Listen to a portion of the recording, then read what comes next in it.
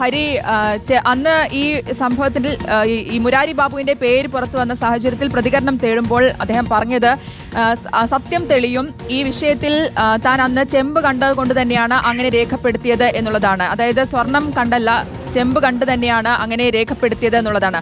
ഒപ്പം താൻ മാത്രമല്ലല്ലോ, അതായത് താൻ ഇങ്ങനെ രേഖപ്പെടുത്തിയത് കൊണ്ട് മാത്രമേ ഈ ഒരു തീരുമാനത്തിലേക്ക് എത്തില്ലല്ലോ എന്നൊരു ചോദ്യം. അതായത് മുകളിലുള്ള ആളുകൾക്ക് ഇത് അറിഞ്ഞൂടെ, തന്ത്രി അടക്കമുള്ള ആളുകൾക്ക് ഇത് അറിഞ്ഞൂടെ എന്നുള്ളൊരു ചോദ്യമാണ് അന്ന് മുരാരി ബാബു ചോദിക്കുകയുണ്ടായത്. അതിൽ തന്നെയാണ് പല സംശയങ്ങളും മുന്നോട്ട് പോകുന്നത്. ഇതിൽ ആരൊക്കെയൊക്കെ പങ്കുണ്ട്, എങ്ങനെയാണ് ഇത് കൃത്യമായിട്ട് ഉണ്ണികൃഷ്ണൻ പോറ്റിയിലേക്ക് കാര്യങ്ങൾ എത്തും എന്നുള്ളത്. ഇതിലിപ്പോൾ ഇനി അറിയേണ്ടത് ഉണ്ണികൃഷ്ണൻ പോറ്റിയെ ഒപ്പം ഇരുത്തി അല്ലെങ്കിൽ ഏതൊക്കെ രീതിയിലായിരിക്കും ചോദ്യം ചെയ്യൽ പുരോഗമിക്കുക എന്നുള്ളതാണ്. ഉണ്ണികൃഷ്ണൻ പോറ്റിയുമായിട്ടുള്ള ബന്ധപ്പെട്ടിട്ടുള്ള കാര്യങ്ങൾ, അതുപോലെ ഇനി അനന്തസുബ്രഹ്മണ്യം അടക്കം ഇനി വരാനുള്ള പേരുകൾ ഏതൊക്കെയെന്ന് അടക്കമുള്ള കാര്യങ്ങൾ. അപ്പോൾ ഇനി ഇന്നത്തെ ചോദ്യം ചെയ്യൽ അടക്കമുള്ള കാര്യങ്ങളിലേക്ക് ഇന്നത്തെ നടപടിക്രമങ്ങൾ എന്തൊക്കെയായിരിക്കും? ഇതിൽ ഏറ്റവും പ്രധാനപ്പെട്ട കാര്യം എന്ന് പറയുന്നത് ഈ മുരാരി ബാബുവിനെതിരെ കൃത്യമായ തെളിവുകൾ SITയുടെ കയ്യിലുണ്ട് എന്നുള്ളതാണ്. ദേവസ്വം വിജിലൻസ് കണ്ടെത്തിയ തെളിവുകൾക്ക് പുറമെയുള്ള കാര്യങ്ങൾ കൂടി SIT കണ്ടെത്തിയിട്ടുണ്ട്. ഇക്കാര്യങ്ങൾ കഴിഞ്ഞ ദിവസം ഉണ്ണികൃഷ്ണൻ പോറ്റിയെ റാന്നി കോടതിയിൽ ഹാജരാക്കുന്ന സമയത്ത് ഇവർ അറിയിച്ചിട്ടുമുണ്ട്. അതിന്റെ അടിസ്ഥാനത്തിൽ കൂടിയാണ് അത് ഇടക്കാല റിപ്പോർട്ടിലും ഉണ്ടായി. അതിന്റെ അടിസ്ഥാനത്തിൽ കൂടിയാണ് ഈ ഉന്നതർ വമ്പൻ സ്രാവുകൾ എന്നതടക്കമുള്ള ഗുരുതരമായിട്ടുള്ള പരാമർശങ്ങൾ ഹൈക്കോടതി നടത്തിയിട്ടുള്ളത് എന്നുള്ളതാണ്. അതിൽ ഏറ്റവും ശ്രദ്ധിക്കേണ്ടുന്ന കാര്യം ഈ തകടുകളുടെ കാര്യമാണ്, അല്ലെങ്കിൽ പാളികളുടെ കാര്യമാണ്. നേരത്തെ ശ്രുതി സൂചിപ്പിച്ചതുപോലെ തന്നെ ചെമ്പ് കണ്ടിട്ടാണ് അങ്ങനെ എഴുതിയത് എന്നുള്ളതാണ് മുരാരി ബാബുവിന്റെ ഒരു മൊഴി എന്ന് പറയുന്നത്. അല്ലെങ്കിൽ മുരാരി ബാബു മാധ്യമങ്ങൾക്ക് മുന്നിൽ സംസാരിച്ചപ്പോൾ പറഞ്ഞത് ഇത് സ്വർണ്ണപ്പാളികളല്ല, മറിച്ച് ചെമ്പ് തെളിഞ്ഞു അതിനകത്ത്, അതുകൊണ്ടാണ് ചെമ്പുപാളികൾ എന്ന് രേഖപ്പെടുത്തിയത് എന്നുള്ളതാണ്. പക്ഷേ ഈ SITയുടെ കണ്ടെത്തൽ എന്ന് പറയുന്നത് 1998 ദ്വാരപാലക ശില്പങ്ങളിലെ ചെമ്പ് തകിടുകൾ സ്വർണം പൊതിഞ്ഞതാണെന്ന് മുരാരി ബാബുവിന് അറിയാമായിരുന്നു.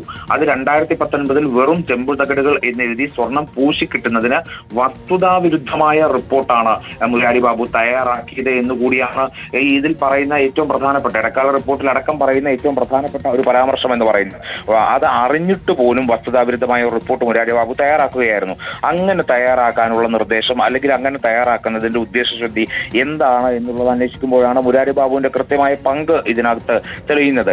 ഇതിന്റെ തുടക്കം മുതൽക്കുള്ള ഗൂഢാലോചനയിൽ അത് ഏത് വർഷം മുതൽ തുടങ്ങി എന്നുള്ള കാര്യത്തിൽ ഉണ്ണികൃഷ്ണൻ പോറ്റിയുടെ ഭാഗത്തുനിന്ന് കൃത്യമായ മൊഴി ഉണ്ടായിരുന്നു എന്നുള്ളതാണ് അറിയുന്നത്. അതായത് ഉണ്ണികൃഷ്ണൻ പോറ്റി ശബരിമലയിൽ സ്പോൺസറായി വന്ന കാലം മുതൽക്ക് ഈ ഗൂഢാലോചന നടക്കുന്നതായി പോറ്റിക്ക് അറിയാമായിരുന്നു. അപ്പോൾ അതിനു മുൻപ് തന്നെ ഇത്തരത്തിൽ ഗൂഢാലോചനയിൽ മുരാരി ബാബു പങ്കാളിയായിട്ടുണ്ടോ, അല്ലെങ്കിൽ ഗൂഢാലോചന തുടങ്ങിയതെങ്ങാനും അതിനു മുൻപാണോ എന്നതടക്കമുള്ള കാര്യങ്ങളിൽ ഒരു വ്യക്തത കൂടി ഇനി വരേണ്ടതുണ്ട്. മാത്രമല്ല മുരാരി തന്നെയാണ് മറ്റ് ദേവസ്വം ബോർഡ് ഉദ്യോഗസ്ഥർക്ക് ഇത് ചെമ്പ് തകിടുകളാണ് എന്ന് രേഖപ്പെടുത്തണം എന്നുള്ള നിർദ്ദേശം നൽകിയത് എന്നതടക്കമുള്ള കാര്യങ്ങൾ SIT കണ്ടെത്തിയിട്ടുണ്ട്. അതായത് മൂന്നാം പ്രതിയായിട്ടുള്ള മുൻ ദേവസ്വം ബോർഡ് സെക്രട്ടറി ജയശ്രീ, അതുപോലെ മറ്റു പ്രതികൾ, അവരൊക്കെ താരതമ്യേന ദേവസ്വം ബോർഡിലെ മുരാരി ബാബുവിന് കീഴിൽ വരുന്ന ഉദ്യോഗസ്ഥരാണ്, അല്ലെങ്കിൽ മുരാരി ബാബുവിന്റെ സ്വാധീനം അനുസരിച്ച് അവർക്ക് നിർദ്ദേശം നൽകാൻ അവിടെ കഴിയും. അത്തരം നിർദ്ദേശം കൊണ്ടാണ് ഈ ദേവസ്വം സെക്രട്ടറി ആയിട്ടുള്ള ജയശ്രീ മഹസർ തയ്യാറാക്കിയത്. ആ മഹസറിലും ചെമ്പ് തകിടുകൾ എന്ന് തന്നെ രേഖപ്പെടുത്തി. അപ്പോൾ മുരാരി ബാബു ഇത്തരത്തിൽ നിർദ്ദേശം നൽകുകയും മറ്റു ഉദ്യോഗസ്ഥരെ കൂടി ഇതിന്റെ പങ്കാളികളാക്കുകയും ചെയ്തിട്ടുണ്ട് എന്നുള്ളതാണ് പ്രധാന വിവരം. അതുകൊണ്ട് തന്നെയാണ് രണ്ടാം പ്രതിസ്ഥാനത്തേക്ക് അന്ന് അഡ്മിനിസ്ട്രേറ്റീവ് ഓഫീസറായിരുന്ന പിന്നീട് എക്സിക്യൂട്ടീവ് ഓഫീസറായ മുരാരി ബാബുവിനെ പ്രതി ചേർത്തിട്ടുള്ളത്.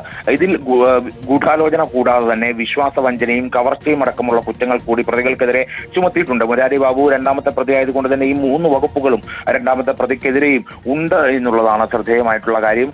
ഇതിൽ ഏറ്റവും പ്രധാനമായിട്ട് SITക്ക് ഇനിയിപ്പോൾ ചോദ്യം ചെയ്യലിൽ അറിയേണ്ടത് ഗൂഢാലോചനയിൽ മറ്റാർക്കെങ്കിലും പങ്കുണ്ടോ എന്നുള്ളതാണ്. അതായത് ഈ ബംഗളൂരുവിലും ഹൈദരാബാദിലും ചെന്നൈയിലും ഒക്കെയുള്ള നമ്മൾ നേരത്തെ ചർച്ച ചെയ്ത ചില പേരുകൾ, ആ പേരുകൾക്കപ്പുറത്തേക്ക് കേരളത്തിൽ നിന്നുള്ള ഉന്നതർ കൂടിയുണ്ടെന്ന് പോറ്റി പറയുമ്പോൾ ആ ഉന്നതർ എന്ന് പറയുന്ന ഈ ദേവസ്വം ബോർഡ് ഉദ്യോഗസ്ഥർ തന്നെയാണോ, അതെയോ അതിനപ്പുറത്തേക്ക് ഭരണസമിതിക്ക് കൃത്യമായ പങ്ക് ഇതിനകത്തുണ്ടോ, ആ ഭരണസമിതിയിൽ മാത്രമേ ഇത് നിൽക്കുന്നുള്ളൂ, അതെയോ മറ്റേതെങ്കിലും ഉന്നതരിലേക്ക് ഇത് പോകുമോ എന്ന തരത്തിൽ മുരാരി ബാബുവിനോട് കൃത്യമായി ചോദ്യങ്ങൾ ചോദിക്കും.